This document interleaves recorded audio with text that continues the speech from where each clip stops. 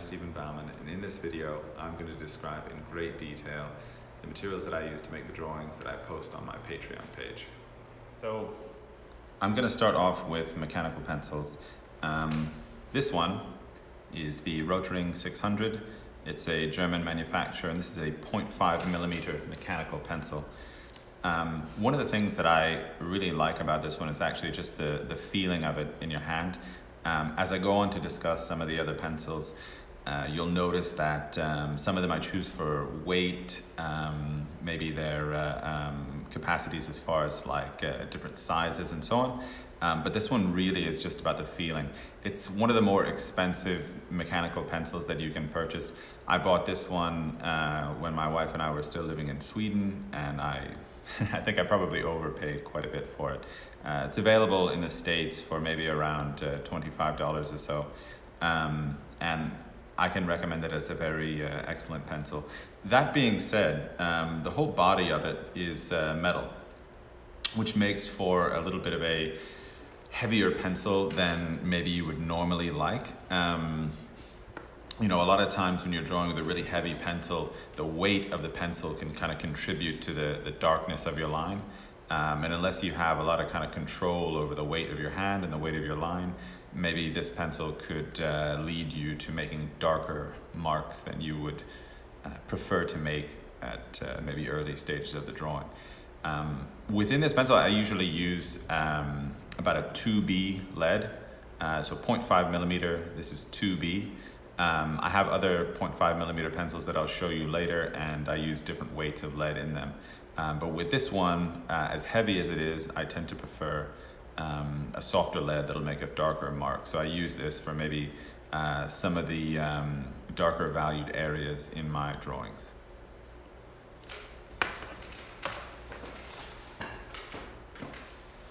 The next one that I'm going to talk about is a Pentel pencil.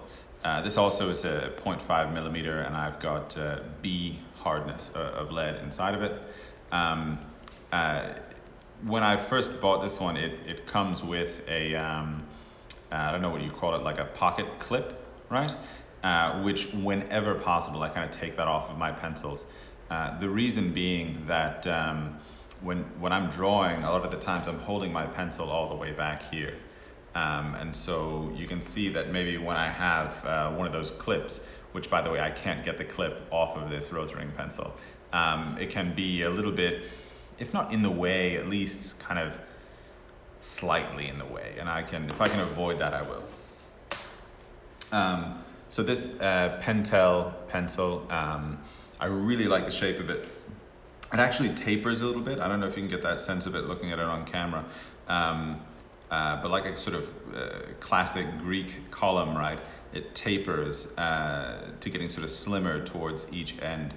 I don't remember off the top of my head the make of this pencil, like the name of this particular model, but I'll track it down for the PDF that I send out or post along with this video. Really nice pencil, this one though. Again, another 0.5mm pencil, this one made by Pentel. I'm going to go to a couple other Pentel pencils after this, and I have quite a few of this particular model, and I'll tell you the reason for that in a moment. So we have here a 0.3mm mechanical pencil. Here we have two different 0.5mm pencils, and then we have two 0.7mm pencils. In each of these sets, right? So in each of these, each sort of pair of two, I have two different hardnesses of lead, right? So in one of my 0.3mm mechanical pencils, I have a B lead, and in the other one, I have an H, right? So if you're familiar with your sort of lead hardnesses, you know, usually you can go from about 6H all the way up to sort of 8B. Within mechanical pencils, you usually find that range is somewhat abbreviated. And in 0.3mm pencils, since the actual lead that's inside it is so small, they're not really going to sell you or manufacture a lead that's much softer than a B. In fact, I haven't seen anything softer than a B for a 0.3 millimeter pencil, whereas like a 0.7, you can get a 2B, and you can even get a 4B lead. I'll show you that package a little bit later. So I have a B and I have an H. And here I also have, I think actually my 0.5s, one of these I have a 4B, the other one I have probably an H or an HB.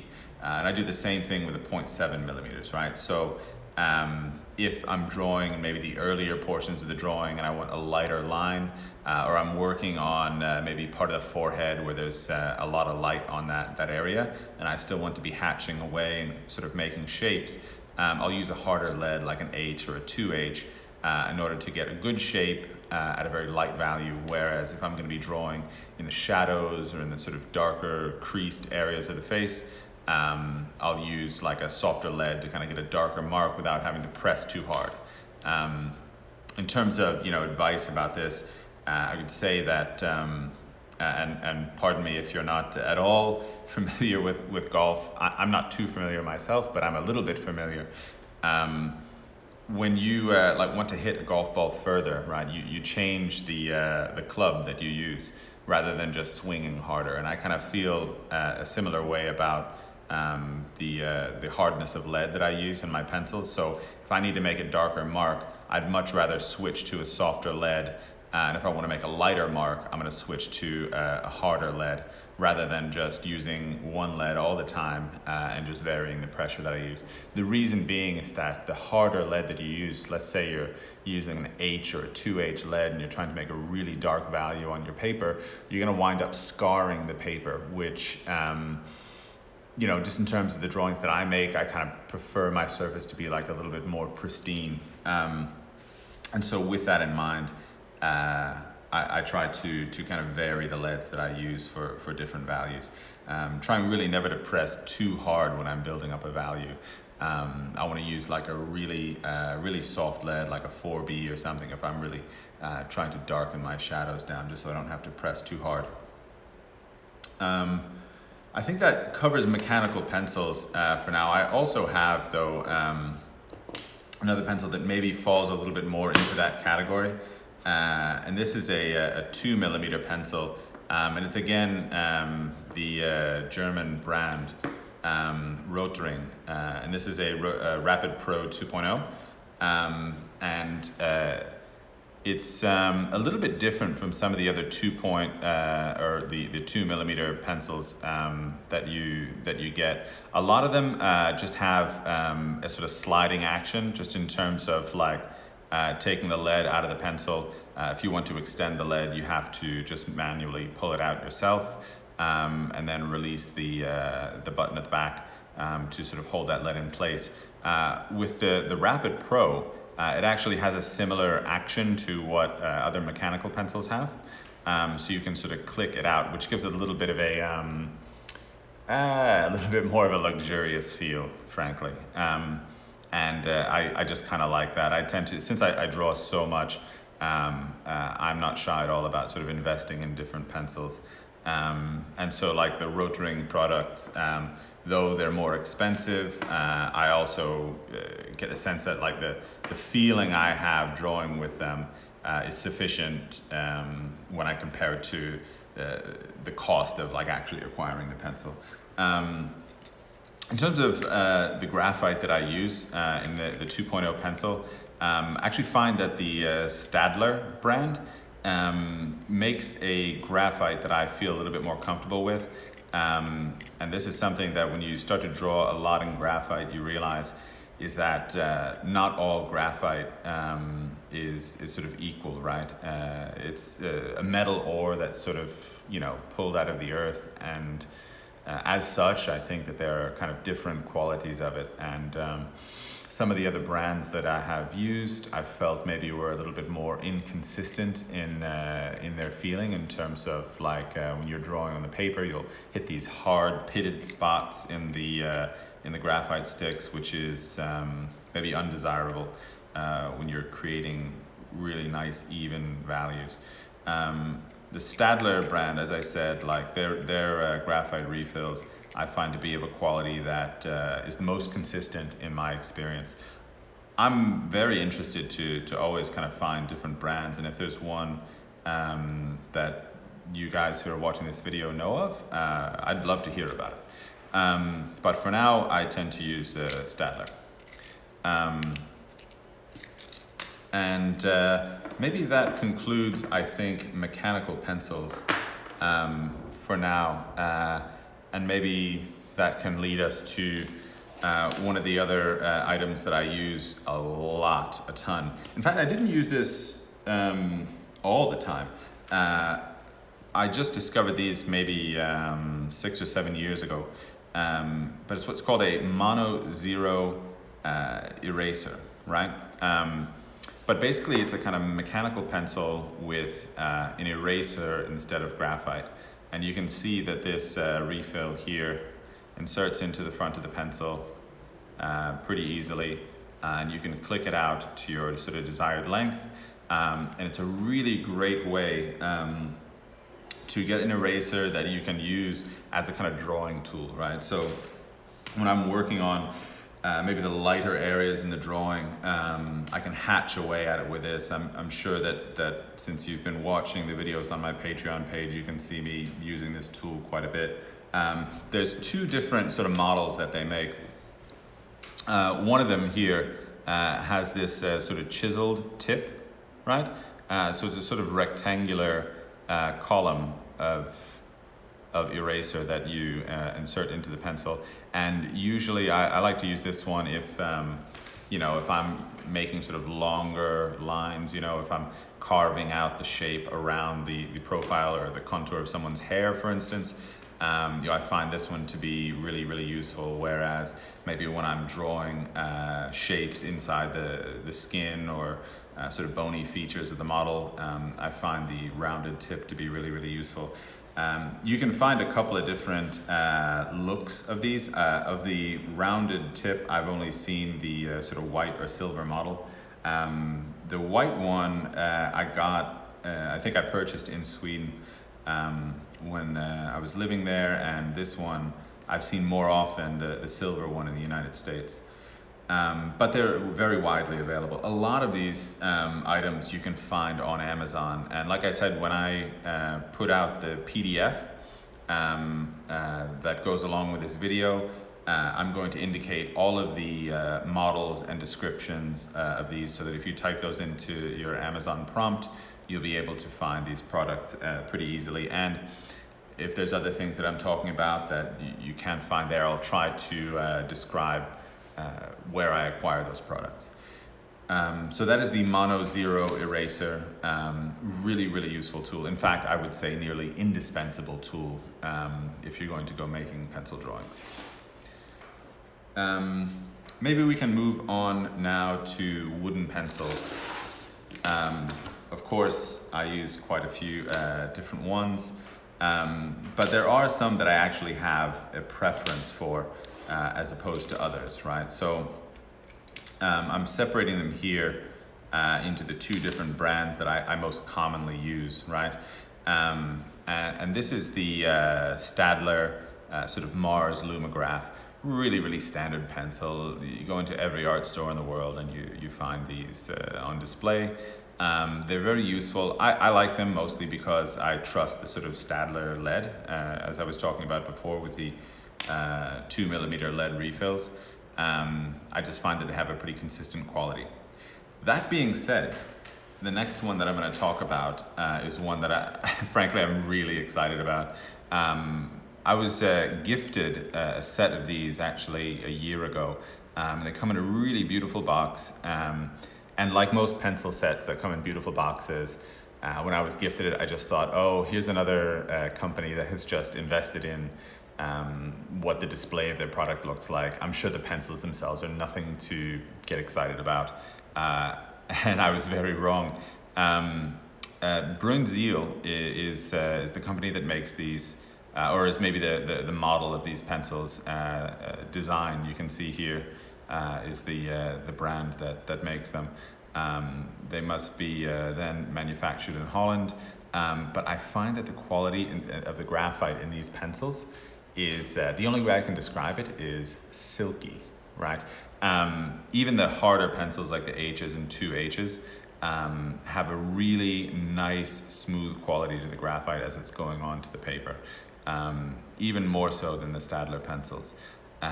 So if you have the opportunity to purchase a set of these, I would highly recommend it. I find them really, really pleasing to draw with. Both on a technical level that I think they're really high quality pencils, but also then like the feeling of the pencil as well, the manufacture of it feels really good also.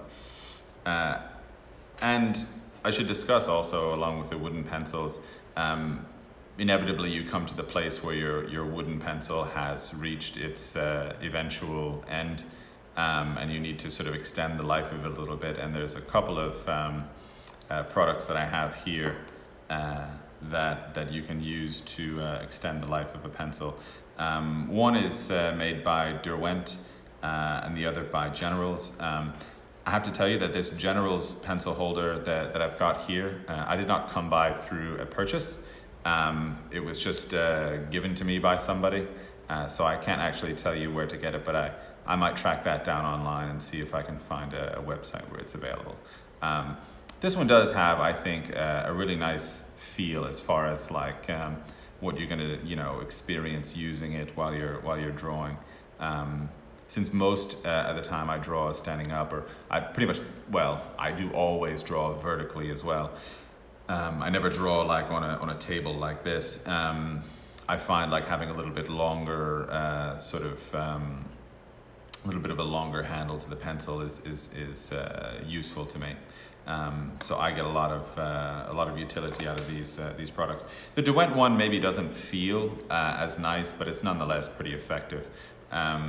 Usually this one is sold in sort of packs of 2. There's a black one and a silver one, and I find them entirely adequate. Which is not to sort of damn them with faint praise, but they're nothing like super special to get excited about. But also, I mean, there's pencil holders that I just don't like, and I do like this one, so I can definitely recommend it. That's as much as I have for wooden pencils at the moment. So we can move on to the next one, which is some of the things that I use to kind of manipulate the graphite once it's on the paper. I got a lot of questions, a whole lot of questions about how I manage to get really dark values with my graphite drawings without them getting shiny, which, as you know, graphite is a kind of a metallic ore, right? So when you sort of rub it too much, you get this kind of burnished, shiny appearance to it, which seems to kind of take away the impact of the values that you're using. And it's really not a super complicated thing that I do to take care of that. A number of years back, I started using a hog bristle paintbrush to sort of brush over the value shapes that I'd laid down.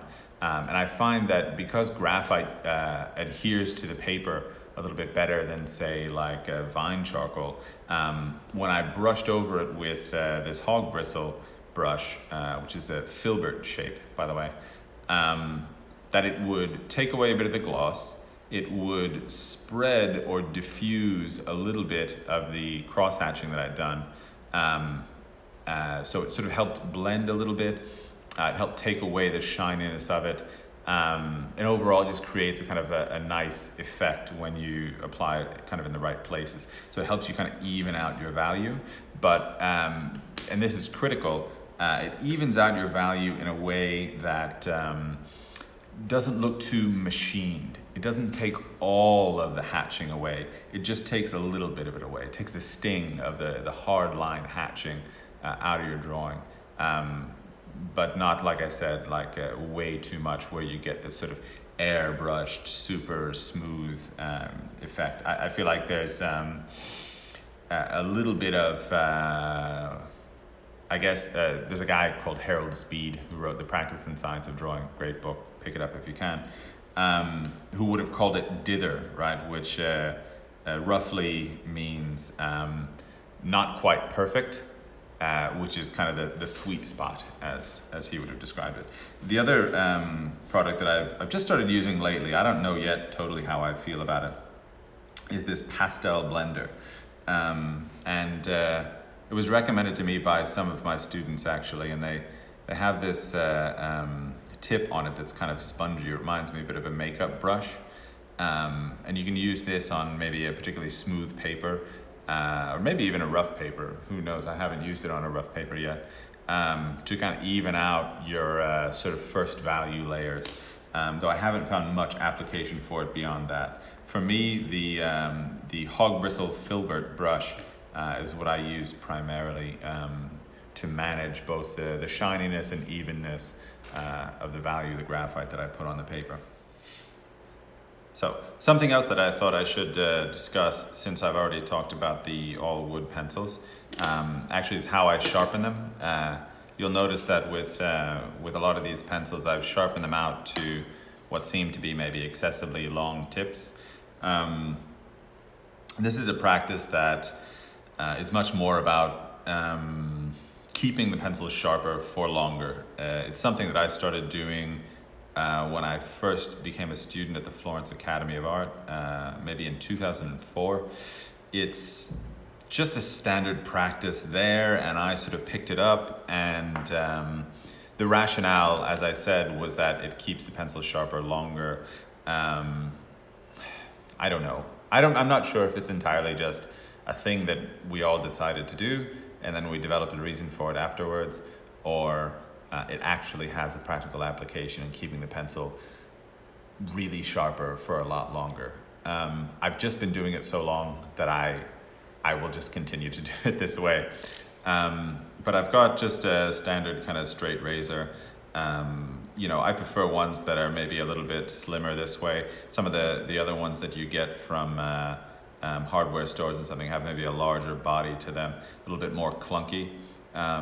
These are just slimmer, fit more easily into a pencil case, and are therefore maybe useful. And then I've got my Bruinzeel 3B here, and holding it like this to kind of support the weight of the pencil, and using my thumb here to kind of push the eraser sort of down the length of it. I'm going to start peeling away some of these layers of initial layers of wood, and you can see that maybe I'm starting about 1.5 inches back from the tip of the pencil. And I'm going to go around and around until I get a kind of hopefully even thinness on each side, and then I can start to figure out exactly where I want to bring the lead out from, right? So I'm exposing maybe about 1 inch of the tip of this. Now, there is a little bit of kind of craftsmanship to this as well. Like you'd like to have more or less like kind of an even starting point. So if you find some ridges that start a little bit further up, maybe you want to smooth those out a bit. Some people get really, I think, maniacal about this part of the process, where they'll start sanding it down so the whole tip from here forward is like perfectly conical. I'm not that crazy about it. I just want a really nice kind of functioning tool to use. Then once I get this stuff out of the way, I can show you the sharpening block that I use, right? So I have some very fine tooth sandpaper that's just kind of taped onto a piece of cardboard. It's really, definitely, absolutely nothing too special. They sell pre-made sharpening blocks that are a lot smaller than this. Usually they maybe are fitting into a shape about like this with a little handle coming off the end. I actually find those to be too small of a sharpening area, and maybe that's just my particular preference, but I tend to like having a little bit more room to kind of sharpen it, especially because I'm sharpening kind of this whole length of pencil. I wonder if this is really going to interfere with the microphone. If I find that it does, I'll fix that in sort of post. But I'm going to sharpen, keeping the pencil almost kind of parallel to the sandpaper. I'm going to sharpen the whole length of graphite.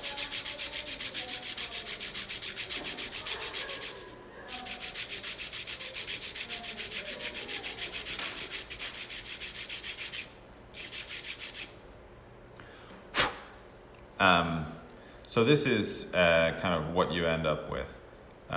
Super long, kind of pointy end that when you're drawing with your kind of hand from much further back, you have a great degree of control over. And let's all agree that it keeps the pencil sharper longer. Whether or not that's actually the reality of the matter, it definitely feels nice to have a well sort of crafted drawing tool like this. So, on to the next. Some of the other erasers that I use, I'll find myself at times doing much larger drawings. And in those instances, the Mono Zero eraser isn't really fit for all circumstances. Then I actually prefer to go to a brand called Prismacolor. This is their sort of, magic rub eraser. It's functional, nice. Doesn't leave a lot of these sort of bits and pieces of eraser behind on the paper. It leaves some for sure, but I prefer the function of this one to some of the other hard erasers that you can find. They're widely available and fairly inexpensive, so I would recommend them. The other one is a kneaded eraser, and you can see it's like a kind of a putty eraser, and if you haven't used these before, you definitely need to start using them, as they have a very broad application in terms of how you can get them to work. You can see that by kneading it here down into a very small sort of chiseled tip, or even at times a perfect sort of pointed tip, you can really get some delicate detail when you're using this to kind of take away the graphite from the paper. That being said, not all brands of this are created equal at all. In fact, I find the vast majority of them to be very unpleasant. These are made by Prismacolor as well. It's Prismacolor kneaded eraser. And unless they change their formula in the manufacture, which I hope that they don't, their kneaded erasers are just hard enough to hold their shape, and also soft enough that you can easily manipulate them. Some other kneaded erasers are excessively soft, and the moment that you start to erase away on the paper, their tip sort of bends up and they sort of lose their efficacy. With the Prismacolor, I find it holds its shape well while you're erasing, but also, and this is the other side of the coin, some other kneaded erasers are so incredibly hard that it takes a really great effort to get them into any sort of useful shape. And again, you're in a situation where the product isn't offering you the assistance that it should. But Prismacolor's kneaded erasers, I highly recommend. The next thing that I can talk about that you've seen me use in my videos is a paper stump.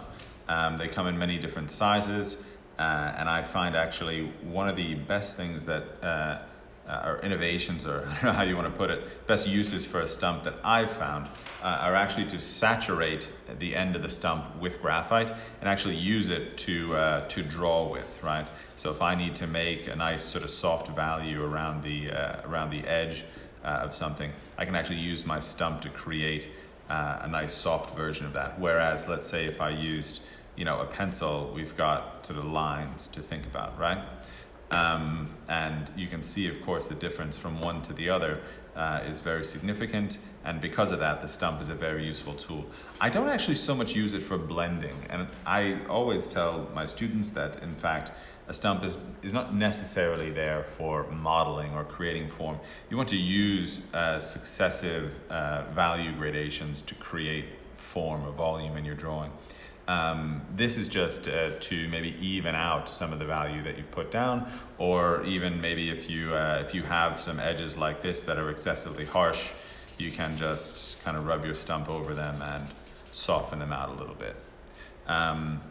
That's why usually when you see the stumps that I have in my videos, they're almost as dark as the graphite. the pencils that they're rubbing around.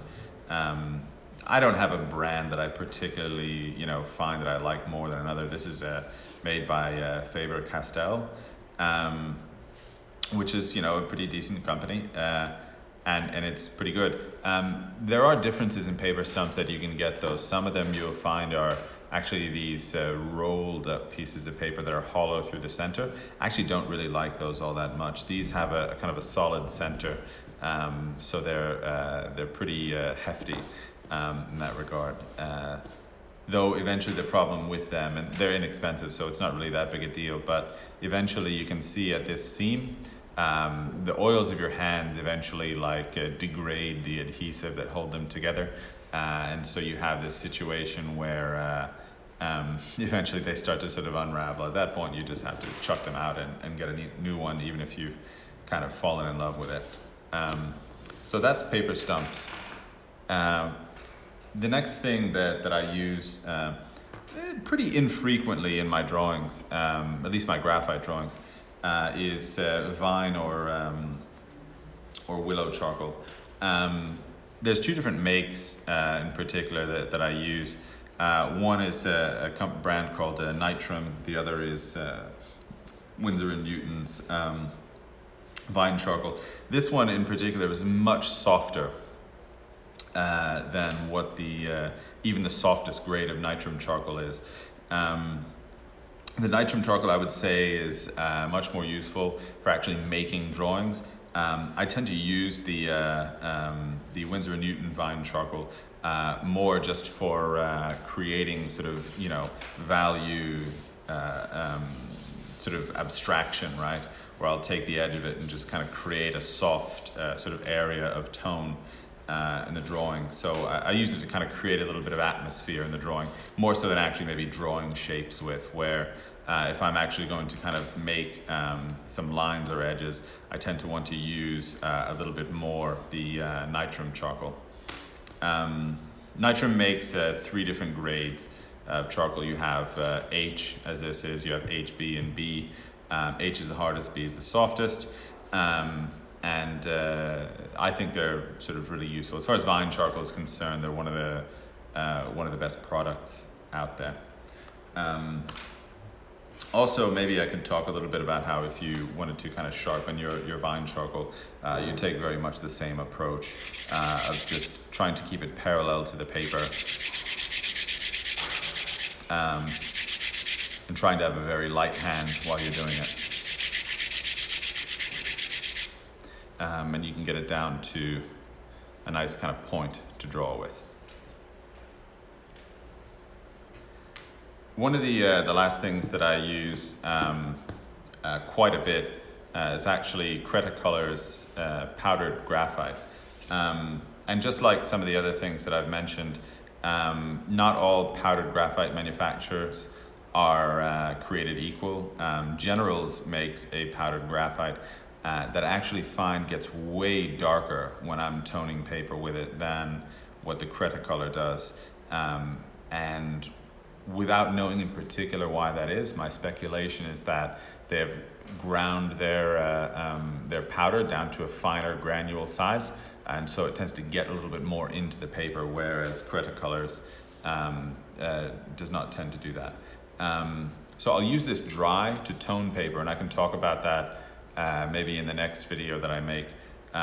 But what I'm using it for here, and I'll show you these, hopefully you can see these jars from above, but I will use, and you can see this one, the graphite has settled down to the bottom and the water is just remaining untainted. I'll actually, when I'm doing larger drawings sometimes, wash in large areas with graphite suspended in water, right? So it's kind of like a watercolor, except there's no gum arabic in it, so it's not bound, and I can erase it away. And you can see if I shake this one up, how you get this sort of nice sort of inky pigmentation to the water. And I can dip my brush into that and then apply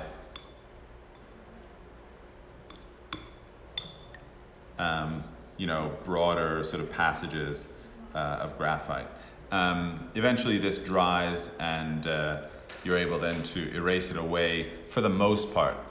I say that for the most part because the way that paper reacts to water, right, is that the fibers which are sort of bound together in the glue that's holding the paper tend to open up a little bit. And so some of this graphite pigment gets a little bit deeper into the paper, and you're not actually able to erase it away all the way back to white. So that's a little bit the expense that you pay for being able to use these sort of broad brushy strokes to apply the graphite. But I think it's a price that's interesting to pay on some larger drawings.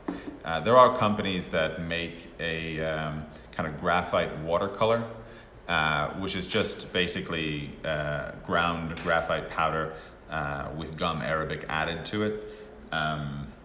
You could make that yourself really if you wanted to, or you could just pay for the convenience of having a manufactured tablet of it.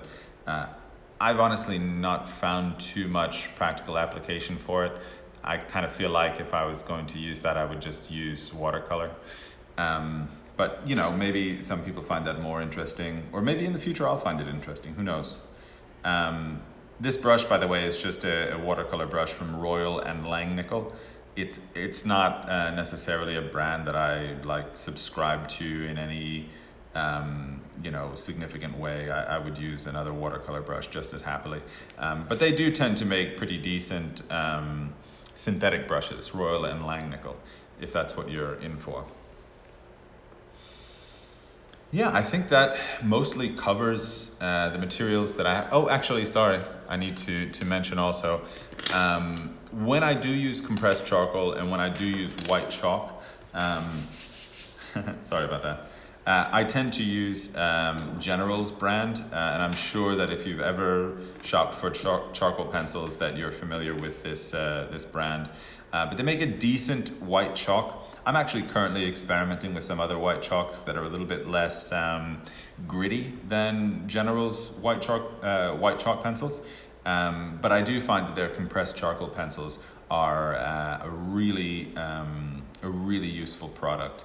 In fact, I don't know that that you really need to go experimenting with a lot of different products in terms of compressed charcoal. General's pretty much has it covered. But I tend to use a couple different sort of hardnesses. So you have here a 2B and a 4B. They also make a 6B that I use if I want to get a really nice dark rich color. And I would go about sharpening those much in the same way as I did the graphite pencils that I was describing earlier. So yes, General's charcoal pencils and white chalk are pretty good. That is the extent of the materials that I use for creating my portrait drawings that I post on Patreon. I'm going to make another segment to this video describing the papers that I use shortly.